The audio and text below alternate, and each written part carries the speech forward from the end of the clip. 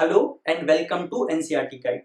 So today we are going to discuss our new chapter which is matrices, right? So matrix जो होता है ये singular word होता है और जो matrices होता है वो plural word होता है, right? इसे हम एक example के थ्रू समझते हैं.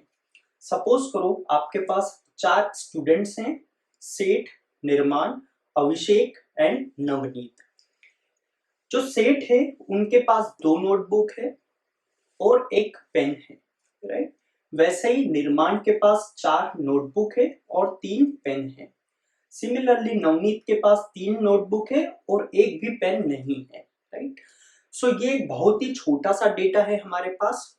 अगर इस डेटा को हमें स्टोर करना हो कहीं पर या इस डेटा को हमें रिप्रेजेंट करना हो तो हम इसे मैट्रिक्स के जरिए रिप्रेजेंट करते हैं. फॉर एग्जाम्पल अगर इस डेटा को हमें स्टोर करना है तो हम इस डेटा को कैसे स्टोर करने वाले हैं? हम इसको एक मैट्रिक्स में स्टोर करने वाले हैं, राइट? सो मैट्रिक्स जो होगा पहले हम सेठ के लिए लिखते हैं. सेठ के पास 2 नोटबुक है और एक पेन है. इधर 4 है और इधर 3 पेन होने वाले हैं. इनके पास 1 नोटबुक है और 2 पेन है. वैसे ही नवनीत के पास 3 नोटबुक है और 0 पेन है, राइट? तो अभी हमने क्या किया, इस डेटा को एक जगह स्टोर किया हुआ है, राइट? हमने ये मान लिया है कि जो हमारा पहला कॉलम होगा इसे हम बोलते हैं फर्स्ट कॉलम. ये हमारे लिए क्या है? कॉलम. ये हमारा दूसरा कॉलम है. So this is our second column, right? वैसे ही ये हमारे लिए क्या है? फर्स्ट रो.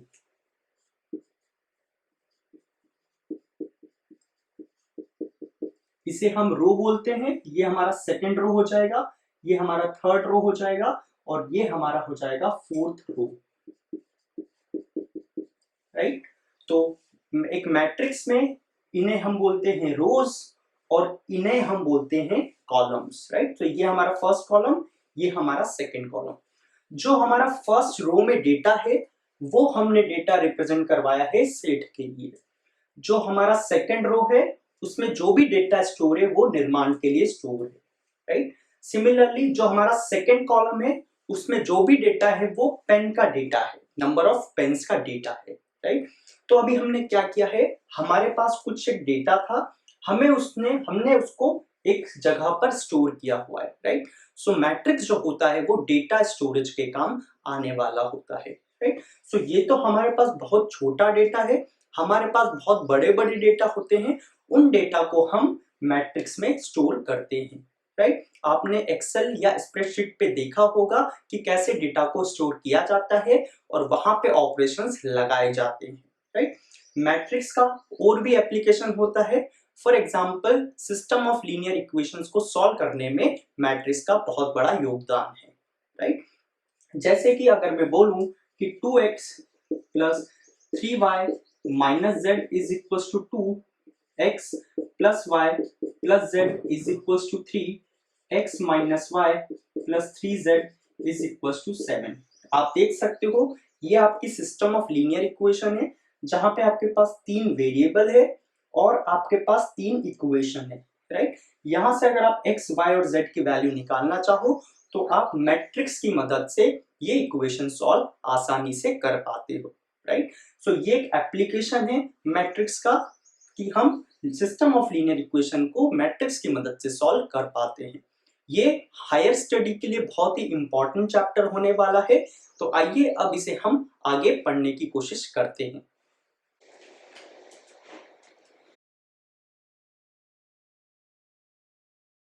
तो जो मैट्रिक्स का डेफिनेशन होता है वो होता है it is the rectangular arrangement of data. Data को रेक्टेंगुलरली अगर आपने अरेंज किया है तो वो जो होगा वो मैट्रिक्स कहलाता है, राइट?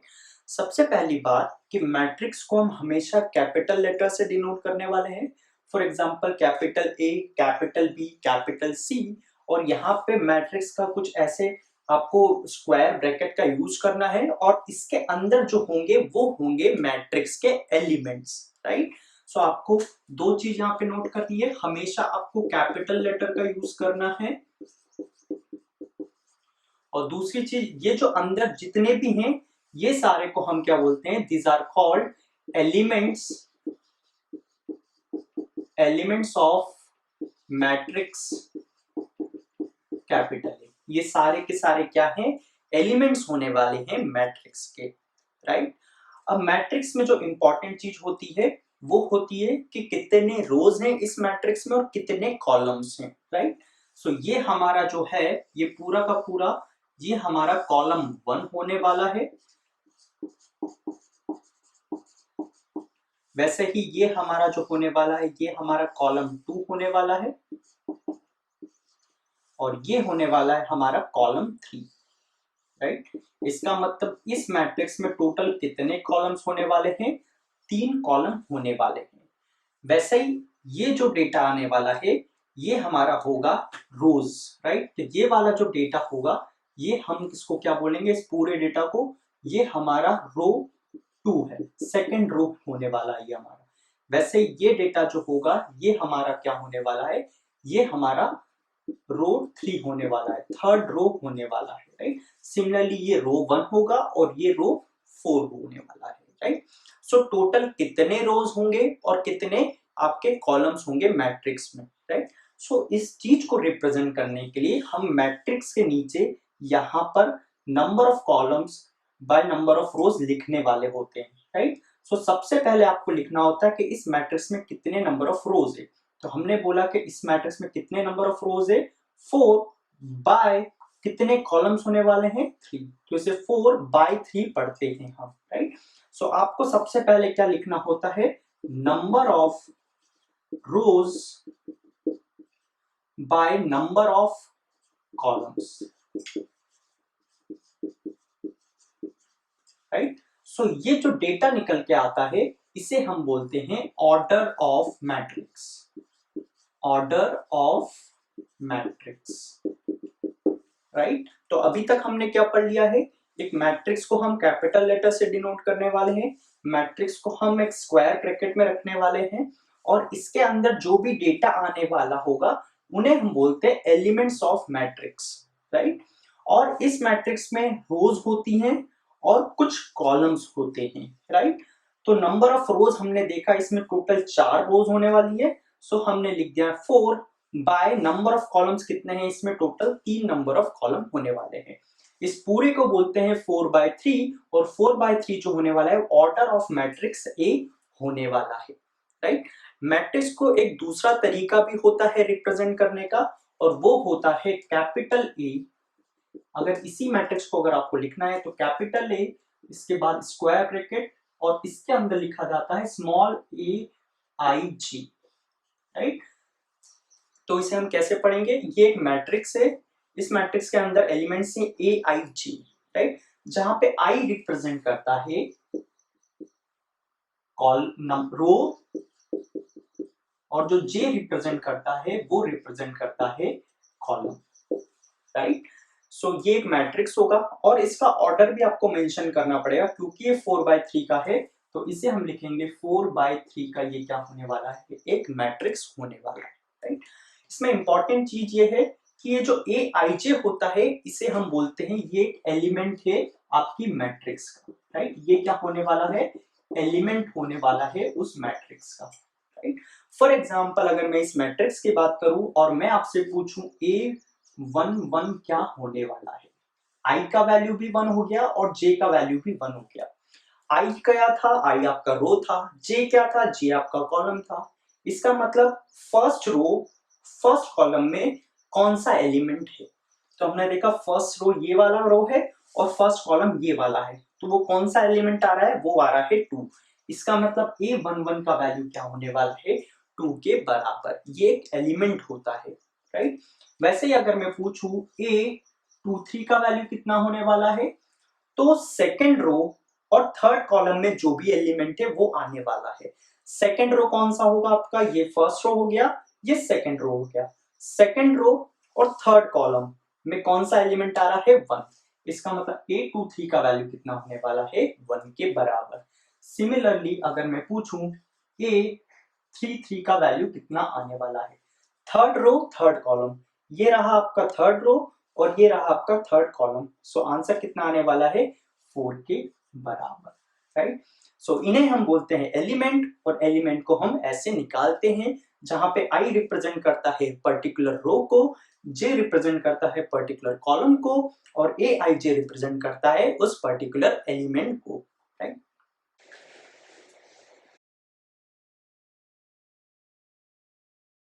आपके सामने एक एग्जाम्पल है। इस एग्जाम्पल में हमें एक मैट्रिक्स दे रखा है जिसके अंदर एलिमेंट है ए आई जे, और उन्होंने बोला है कि ए आई जे जो है वो बराबर है -1 की power I plus J divided by I plus G, right. जहां पे आई जो है वो लेस देन इक्वल टू 2 है, और जो जे है वो भी लेस देन इक्वल्स टू 2 होने वाला है, राइट।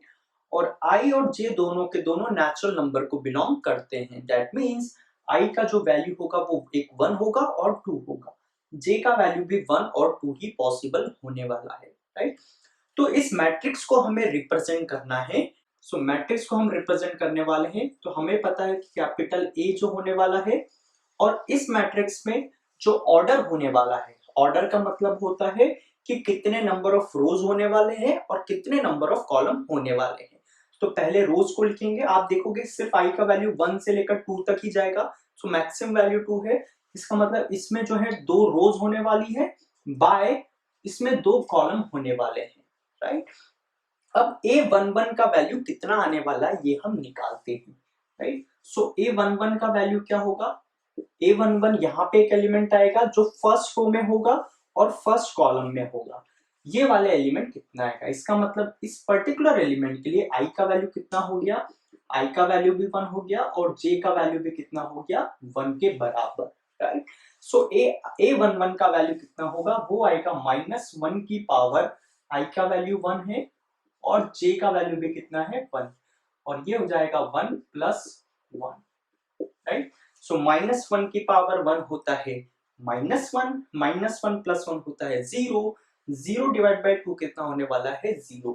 इसका मतलब A11 का वैल्यू कितना आने वाला है 0 के बराबर, राइट। वैसे ही अगर हम निकालें A12 कौन सा एलिमेंट होगा, जो फर्स्ट रो में होगा और सेकंड कॉलम में होने वाला है। फर्स्ट रो सेकंड कॉलम, तो यहां वाला एलिमेंट क्या आने वाला है।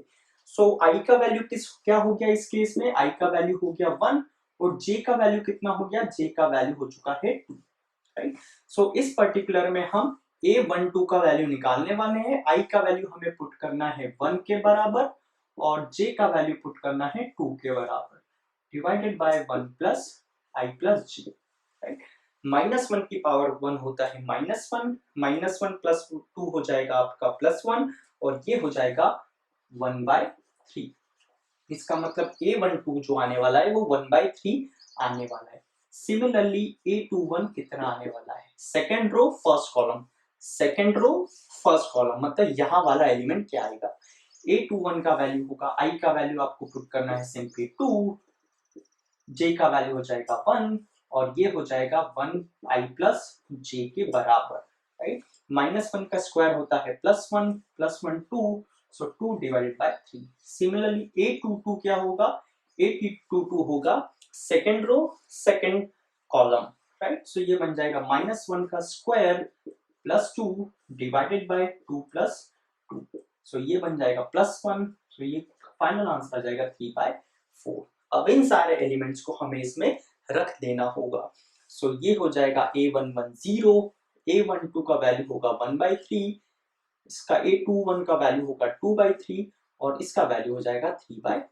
आप देख सकते हो first row second row first column second column, और इसका ऑर्डर जो हो जाएगा वो हो जाएगा 2/2 का ऑर्डर इस पर्टिकुलर मैट्रिक्स का, राइट। अगर आपसे यहाँ पे पूछे कि इस मैट्रिक्स में नंबर ऑफ एलिमेंट्स कितने होने वाले हैं, सो नंबर ऑफ एलिमेंट्स कितने होने वाले हैं, आपको इन दोनों नंबर को मल्टीप्लाई कर देना है।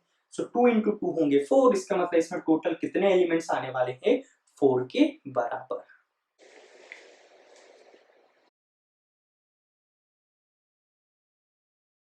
तो आगे हम देखने वाले हैं टाइप्स ऑफ मैट्रिक्स, राइट। तो मैट्रिसेस के बहुत सारे टाइप्स होते हैं, आइए हम एक एक करके उन्हें पढ़ लेते हैं।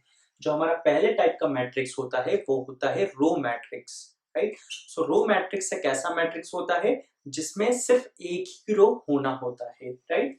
सो रो मैट्रिक्स क्या होता है? Having only one row. ऐसा मैट्रिक्स जिसमें सिर्फ एक ही रो हो, उस मैट्रिक्स को क्या बोला जाता है?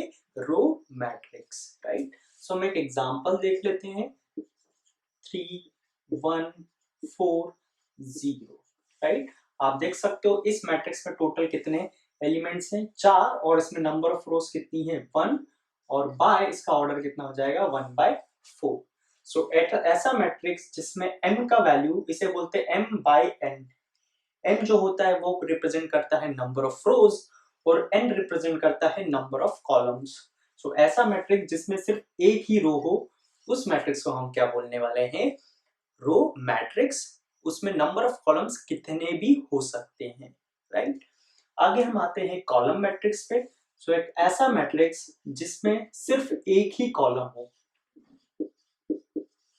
Only one column. एक ऐसा मैट्रिक्स जिसमें सिर्फ एक ही कॉलम हो। फॉर एग्जाम्पल अगर हम एक मैट्रिक्स पे लें जिसमें सिर्फ एक ही कॉलम रखे, हम उसमें एलिमेंट हमने लिख दिया 1 4 0। आप देख सकते हो इसमें 3 तो नंबर ऑफ रोज है, बट जो हमारा नंबर ऑफ कॉलम्स है वो सिर्फ एक ही है। सो इस टाइप के हम मैट्रिक्स को क्या बोलने वाले हैं? Column matrix. अगेन इसमें नंबर ऑफ रोज कितने भी हो सकते हैं, बट नंबर ऑफ कॉलम सिर्फ एक ही होना चाहिए, राइट। अगला हमारा मैट्रिक्स है स्क्वायर मैट्रिक्स, राइट। एक ऐसा मैट्रिक्स जिसमें m और n का वैल्यू बराबर हो जाए, राइट। इसका मतलब एक ऐसा मैट्रिक्स जिसमें m और n जो होना चाहिए बराबर, जहां पे m रिप्रेजेंट करता है नंबर ऑफ रोज को और n रिप्रेजेंट करता है नंबर ऑफ कॉलम्स को, राइट। सो एक स्क्वायर मैट्रिक्स हम लिखते हैं 2x2 ऑर्डर का।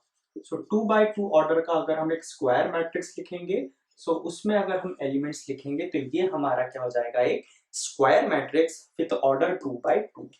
वैसे ही अगर हम एक स्क्वायर मैट्रिक्स लिखें जिसका ऑर्डर अगर हम 3x3 रखें, सो उसको हम लिख सकते हैं 1 2 0 5 -2 7 8 9 10। आप देख सकते हो ये एक ऐसा मैट्रिक्स है जिसमें नंबर ऑफ कॉलम्स और नंबर ऑफ रोज जो है वो बराबर है। इसका मतलब ये कैसा मैट्रिक्स होगा? एक स्क्वायर मैट्रिक्स, राइट।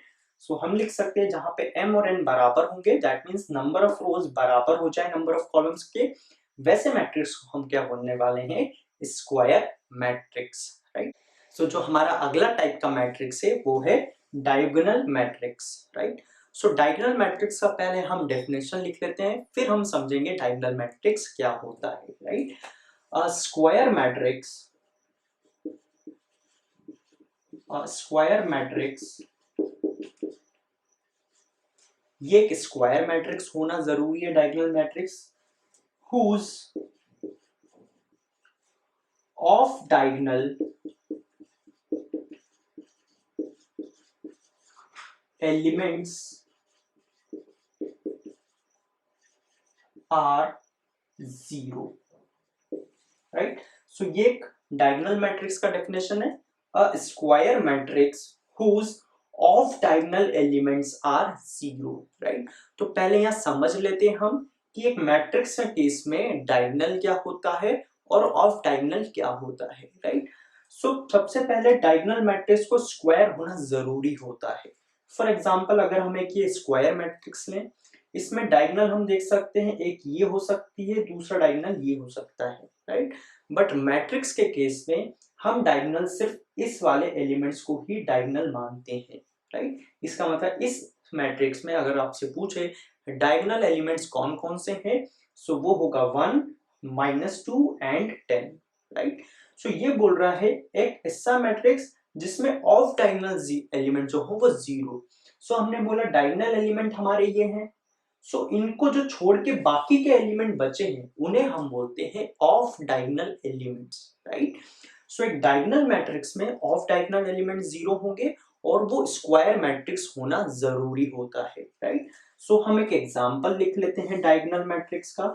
हम जो डायगोनल मैट्रिक्स बना रहे हैं वो 2 by 2 का बना रहे हैं, राइट। सो 2 by 2 में हम डायगोनल एलिमेंट्स कुछ ना कुछ होना जरूरी है, वो एक साथ 0 नहीं हो सकते हैं, बाकी जो ऑफ डायगोनल एलिमेंट है वो 0 हो सकते हैं, राइट। सो ये कैसा एक मैट्रिक्स है, ये एक डायगोनल मैट्रिक्स है। क्यों है? क्योंकि ये स्क्वायर भी है और इसके ऑफ डायगोनल, ये ऑफ डायगोनल एलिमेंट है दोनों, ये दोनों ऑफ डायगोनल एलिमेंट क्या है, 0। जो डायगोनल एलिमेंट है वो 0 हो भी सकते हैं या नहीं भी हो सकते हैं, राइट।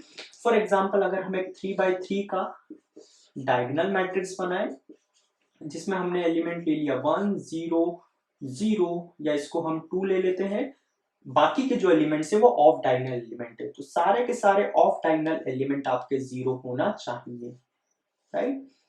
ये जो डायगोनल एलिमेंट्स हैं ये 0 भी हो सकते हैं या 0 नहीं भी हो सकते, इससे फर्क नहीं पड़ता है। ऑफ डायगोनल एलिमेंट आपके 0 होना चाहिए और वो साथ ही साथ कैसा मैट्रिक्स होना चाहिए, स्क्वायर मैट्रिक्स होना जरूरी है, राइट। अगला जो हमारा मैट्रिक्स है वो है scalar matrix, right. So scalar matrix का डेफिनेशन क्या होता है, अ diagonal matrix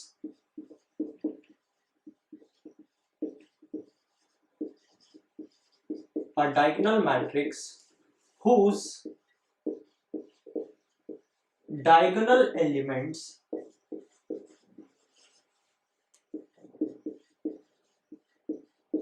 are equal, are equal। सबसे पहले स्केलर मैट्रिक्स डायगोनल मैट्रिक्स होगा जिसके डायगोनल एलिमेंट्स बराबर हो जाए, राइट। अब हमें पता है कि जो डायगोनल मैट्रिक्स होता है वो तो स्क्वायर मैट्रिक्स होता है, इसका मतलब स्केलर मैट्रिक्स भी एक स्क्वायर मैट्रिक्स होगा, राइट। सो फॉर एग्जांपल हम एक 3 by 3 ऑर्डर का एक स्केलर मैट्रिक्स बनाते हैं, क्योंकि उन्होंने बोला है कि वो डायगोनल मैट्रिक्स तो होता ही है, दैट मीन्स उसके ऑफ डायगोनल एलिमेंट जो होंगे वो तो 0 होंगे ही होंगे, राइट। अब इन्होंने बोला है कि इसके जो डायगोनल एलिमेंट्स हैं वो बराबर हो जाए। फॉर एग्जांपल हमने एक नंबर ले लिया 2, सो ये एलिमेंट भी 2 होना चाहिए, ये एलिमेंट भी 2 होना चाहिए और ये एलिमेंट भी क्या होना चाहिए, 2। सो एक डायगोनल मैट्रिक्स स्केलर मैट्रिक्स तब बनता है जब उसके डायगोनल एलिमेंट्स बराबर हो जाए, राइट। सो ये हमने 3 by 3 का लिया है, अब 2 by 2 4 by 4 किसी भी ऑर्डर का एक स्केलर मैट्रिक्स आराम से बना सकते हो, राइट। अगला हम पढ़ते हैं आइडेंटिटी मैट्रिक्स। आइडेंटिटी मैट्रिक्स का दूसरा नाम होता है यूनिट मैट्रिक्स, इसको हम कैपिटल आई से डिनोट करते हैं। आइडेंटिटी मैट्रिक्स को हम किससे डिनोट करते हैं, कैपिटल आई से। एक स्केलर मैट्रिक्स में अगर ये जो डायगोनल एलिमेंट्स हैं ये 1 हो जाए, जो भी डायगोनल एलिमेंट्स है अगर ये 1 हो जाए तो वो मैट्रिक्स जो है वो आइडेंटिटी मैट्रिक्स बन जाता है, राइट। सो हम एक आइडेंटिटी मैट्रिक्स लिखने वाले हैं 3 by 3 ऑर्डर का, तो डायगोनल एलिमेंट्स जो होंगे वो 1 होंगे और ऑफ डायगोनल सारे के सारे क्या होने वाले हैं, 0, राइट। सो ये कैसा मैट्रिक्स बन गया, एक आइडेंटिटी मैट्रिक्स जिसका ऑर्डर होगा 3 by 3 का, राइट। सो हम लिख लेते हैं इसका definition, a diagonal matrix, a diagonal matrix whose diagonal elements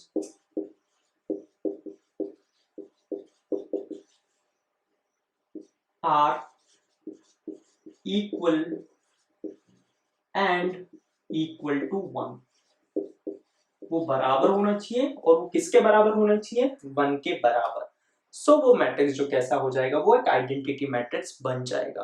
वो 2 by 2 ऑर्डर का भी हो सकता है, 3 by 3 ऑर्डर का भी हो सकता है, या किसी भी एक स्क्वायर मैट्रिक्स में आप डिफाइन कर सकते हो। अगला जो हमारा है वो है जीरो मैट्रिक्स या फिर नल मैट्रिक्स। एक ऐसा मैट्रिक्स जिसके सारे एलिमेंट 0 हो जाए उसे हम बोलते हैं नल मैट्रिक्स, राइट। सो ये स्क्वायर होना जरूरी नहीं है, हो भी सकता है, बट स्क्वायर होना जरूरी कंडीशन नहीं है, राइट। सो ये हमने एक नल मैट्रिक्स लिखा है जिसका ऑर्डर क्या है, 2 by 3 का। तो ये स्क्वायर भी हो सकता है या स्क्वायर नहीं भी हो सकता है, राइट।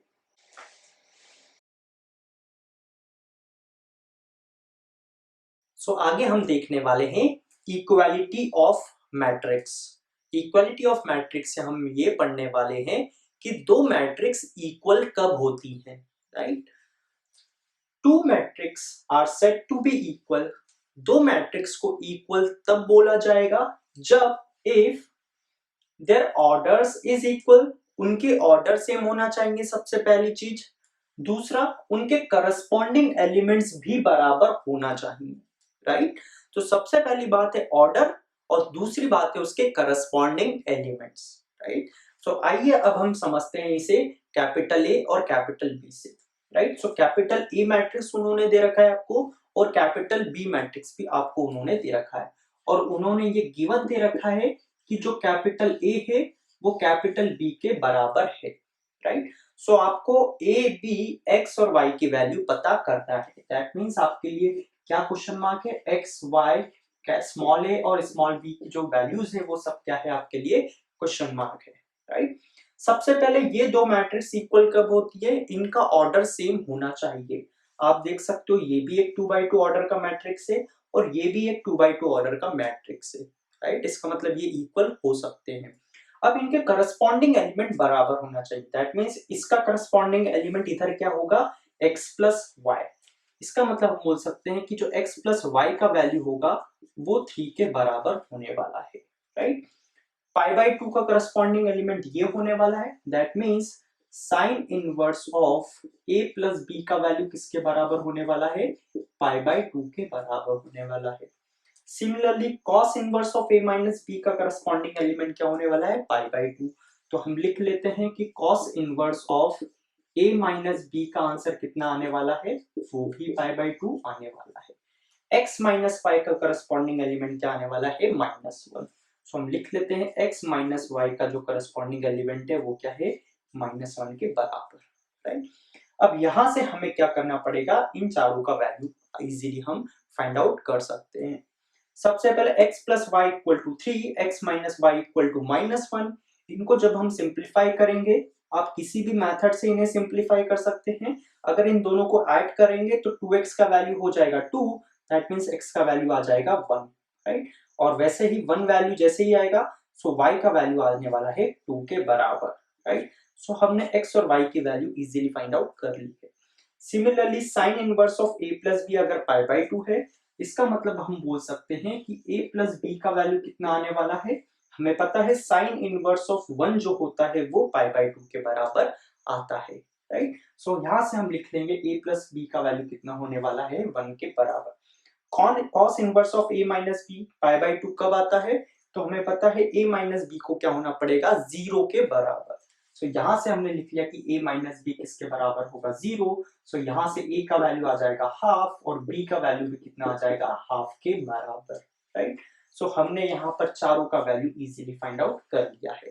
सो ये रहा आपका इक्वालिटी ऑफ मैट्रिक्स, जहां पे ऑर्डर सेम होना चाहिए और करस्पॉन्डिंग एलिमेंट जो होना चाहिए आपस में क्या होना चाहिए, बराबर होना चाहिए, राइट।